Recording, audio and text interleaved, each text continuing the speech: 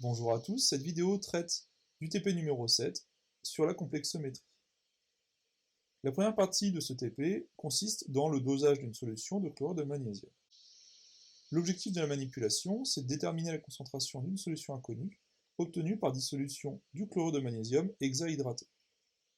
Le chlorure de magnésium hexahydraté est un électrolyte fort, c'est-à-dire qu'en présence d'eau, il va se dissocier totalement pour donner un équivalent d'ion Mg2+, 2 équivalents d'ion chlorure et 6 équivalents d'eau.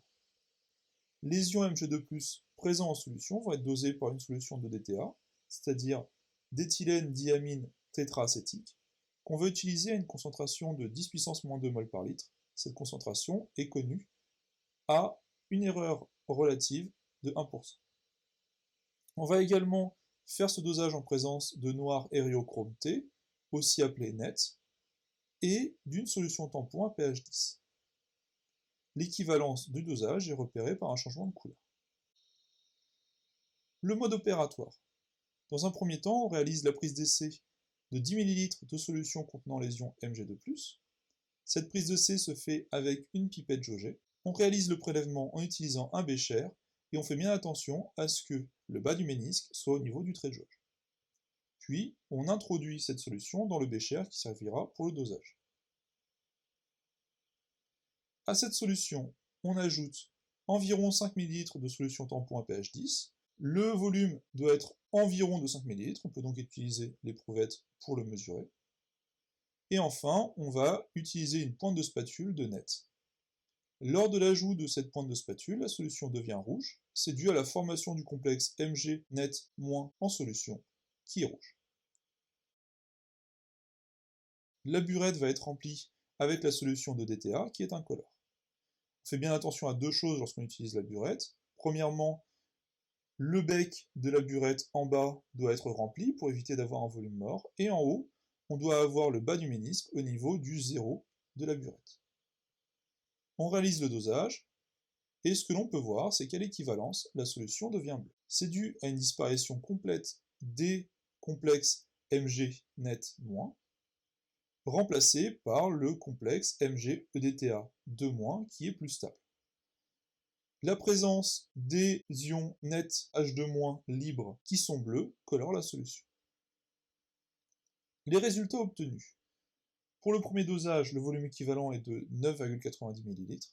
Pour le deuxième dosage précis, de 9,80 ml, ce qui nous donne donc pour le volume équivalent une valeur moyenne de 9,85 ml.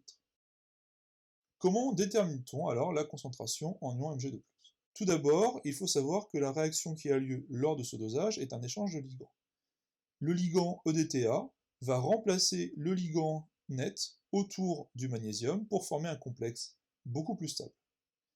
Le net, lorsqu'il est complexé au magnésium, forme un complexe qui est rouge, mais lorsqu'il est libre, il est bleu.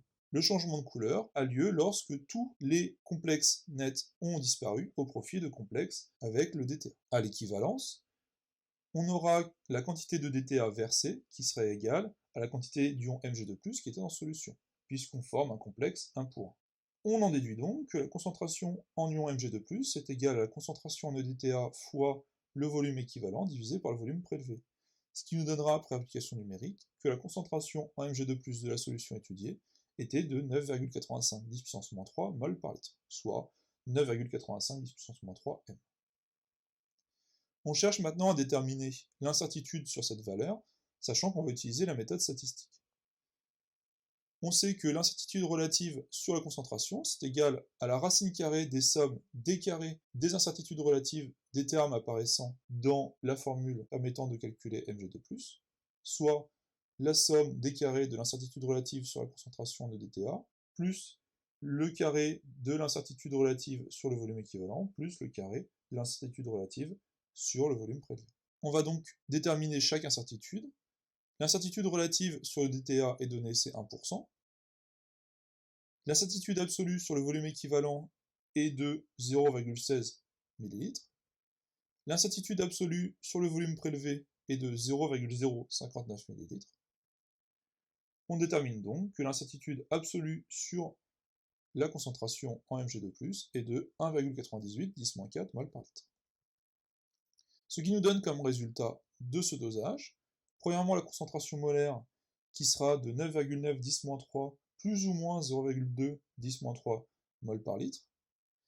Alors pourquoi avoir laissé de côté la valeur déterminée tout à l'heure de 9,85? Simplement, on a une incertitude sur la première décimale, donc ça ne sert à rien de préciser la deuxième décimale. On arrondit. Ensuite, la concentration massique. La concentration massique, c'est égal à la masse molaire fois la concentration molaire. La masse molaire, c'est celui de la totalité du solide, c'est-à-dire le chlorure de magnésium hexahydraté, dont la masse molaire est de 191 g par mol. La concentration massique qui sera de 1,88. Enfin, les ions Mg2+, sont des ions doublement chargés. La milli-équivalence sera donc de 19,7, plus ou moins 0,4 milli-équivalent par litre. Passons maintenant à la seconde partie, le dosage d'une solution de nitrate de calcium. L'objectif de la manipulation cette fois-ci est de déterminer la concentration d'une solution inconnue obtenue par dissolution de nitrate de calcium tétrahydraté. À nouveau, c'est un électrolyte fort, c'est-à-dire qu'une fois dans l'eau, on va former un équivalent d'ion Ca2+, 2 équivalents d'ion nitrate et 4 équivalents d'eau.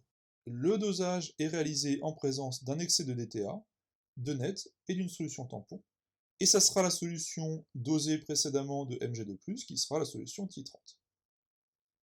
Ce qui va se passer, c'est que les ions Ca2+, vont réagir avec l'excès de DTA, il va rester des molécules de DTA libres en solution, et les ions Mg2+, vont doser cet excès.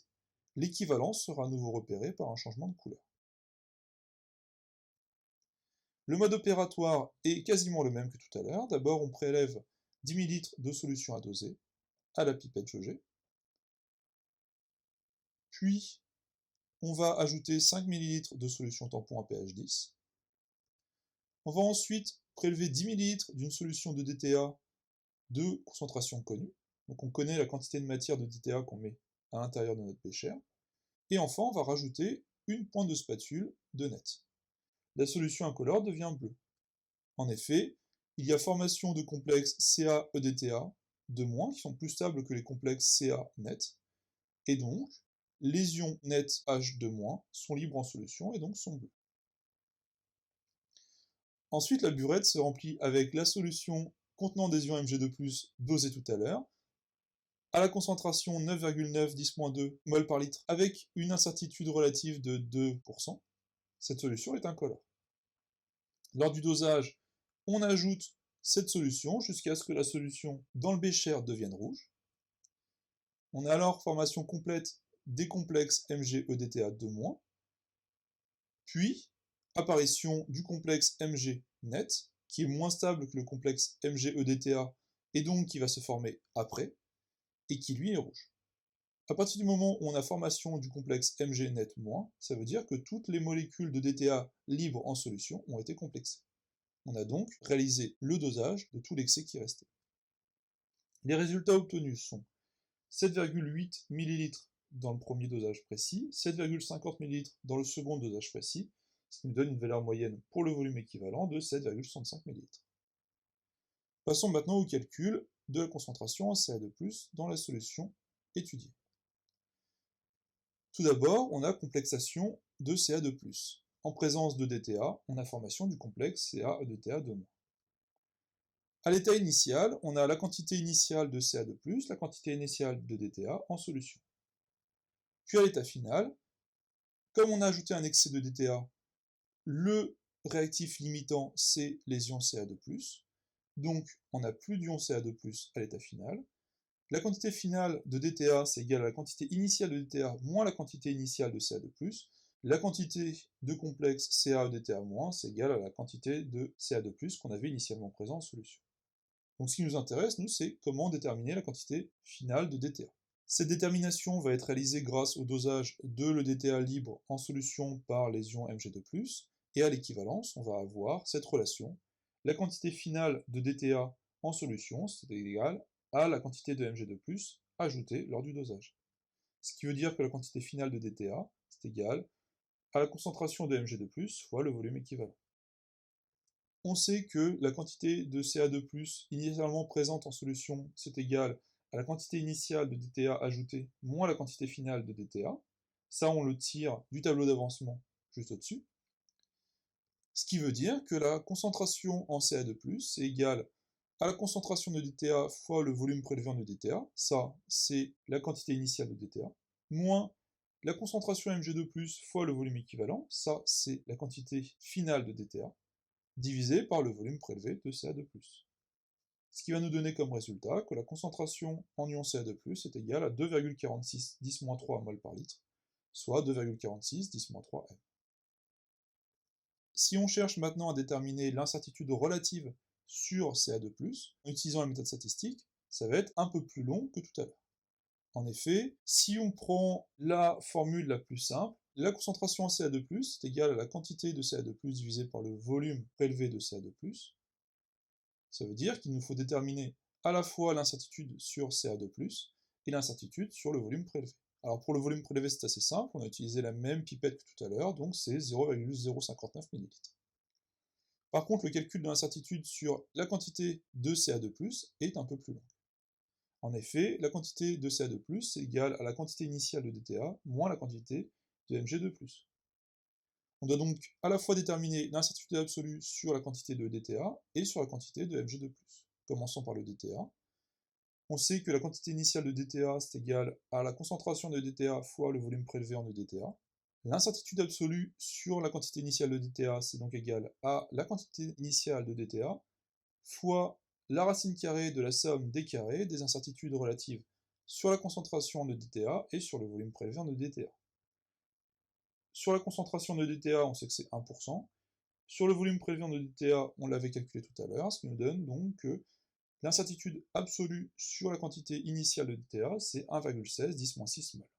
Maintenant, sur la quantité en Mg2+, cette fois-ci, l'incertitude absolue sur la quantité de Mg2+, égale à la quantité de Mg2+, fois la racine carrée de la somme des carrés des incertitudes relatives sur la concentration Mg2+, et sur le volume équivalent. On détermine alors que l'incertitude absolue sur la quantité de Mg2+, est égale à 1,17 10-6 mol. L'incertitude relative sur la quantité de Ca2+, est donc égale à 0,1, c'est-à-dire qu'on va connaître la quantité de Ca2+, à 10% près. Maintenant, calculons l'incertitude absolue sur la concentration en Ca2+. Cette incertitude absolue est égale à la concentration en Ca2+, fois la racine carrée de la somme des carrés des incertitudes relatives sur la quantité de matière Ca2+, et sur le volume prélevé en Ca2+, ce qui nous donne donc une incertitude absolue de 2,49 10-4 mol par litre. Les résultats de ce dosage sont donc, pour la concentration molaire, une concentration de 2,5 10-3 plus ou moins 0,2 10-3 mol par litre. Pour la concentration massique, il faut déterminer la masse molaire du solide. Cette fois-ci, c'est le nitrate de calcium tétrahydraté, qui a une masse molaire de 236 g par mol.